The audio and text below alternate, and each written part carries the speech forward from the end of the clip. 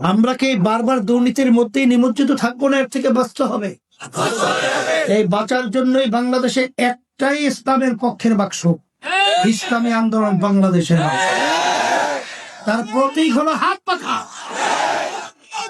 কারণ আমরা বহুত নির্বাচনে বহুত লোকদের বিভিন্ন আমরা উন্নয়নের ফুল ঝুরি শুনেছি, আর নতুন ভাবে শুনে আমরা আর ধোকায় পড়ে আমাদের দেশকে ধ্বংস করতে পারি না।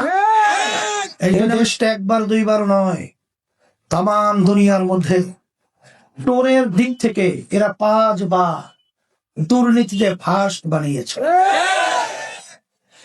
আমরা এদের পরিচালনায় পেয়েছি হাজার হাজার মায়ের কোলগুলো সন্তান হারা হয়ে গেছে।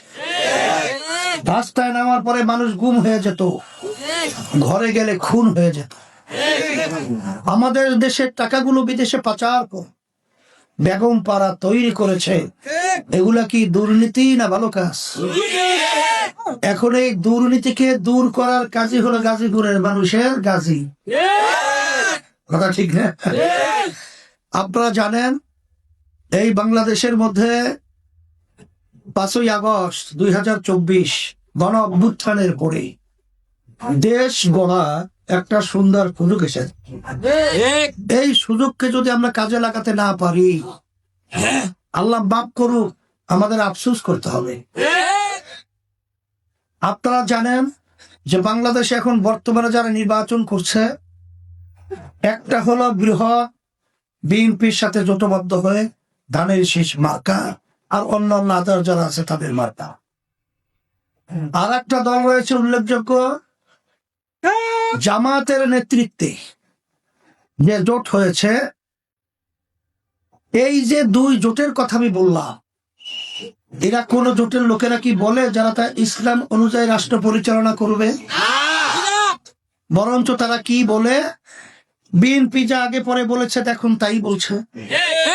আর বর্তমানে জামাতের নেতৃত্ব যে জোট হয়েছে, তারা পরিষ্কার বলেছে তারা শরিয়া অনুযায়ী মানে ইসলাম অনুযায়ী দেশ পরিচালনা করবে না। তারা প্রচলিত নিয়ম আইন অনুযায়ী দেশ পরিচালনা করবে। প্রচলিত নিয়ম অনুযায়ী দেশ পরিচালনার মাধ্যমে তারা ইনসাফ প্রতিষ্ঠিত করবে। এটা একটা দিন যেরকম নাকি আমরা এখন বাস্তব, ঠিক এইরকম ভাবে এই প্রচলিত নিয়মের মাধ্যমে অন্যায়কে দূর করে ইনসাফ রক্ষা করে, এরকম অবাস্তব। কথা ঠিক না ঠিক?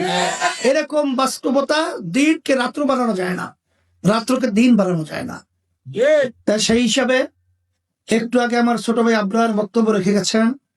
আমাদের জিএম রুহুল আমিন আপনাদের সন্তান গুরুত্বপূর্ণ আলোচনা রেখেছেন। পরিষ্কারভাবে তিনি দুর্নীতির কথাই তিনি বারবার উল্লেখ করেছেন। আমরা কি বারবার দুর্নীতির মধ্যেই নিমজ্জিত থাকবো না? এর থেকে বাঁচতে হবে। এই বাঁচার জন্যই বাংলাদেশে একটাই ইসলামের পক্ষের বাক্স, ইসলামী আন্দোলন বাংলাদেশের বাক্স। তার প্রতীক হলো হাত পাখা। কারণ আমরা বহুত নির্বাচনে বহুত লোকদের বিভিন্ন আমরা উন্নয়নের ফুল ঝুরি শুনেছি, আর নতুন ভাবে শুনে আমরা আর ধোকায় পড়ে আমাদের দেশকে ধ্বংস করতে পারি না।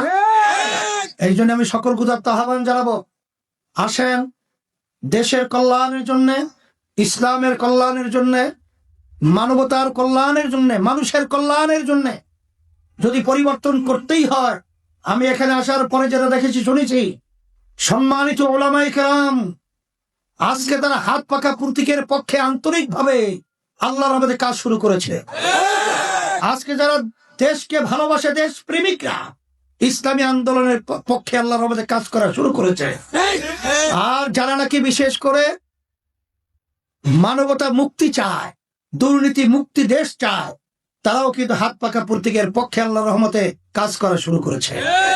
এই জন্য আমি আপনাদেরকে উদাত্ত আহ্বান জানাবো, আমি আপনাদের সামনে এসেছি হাত পাখা প্রতীকে ভোট দেওয়ার জন্য অনুরোধ করার জন্য।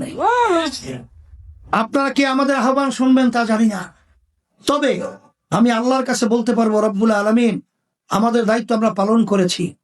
কে ডাকে সাড়া দিয়েছে তা জানি না,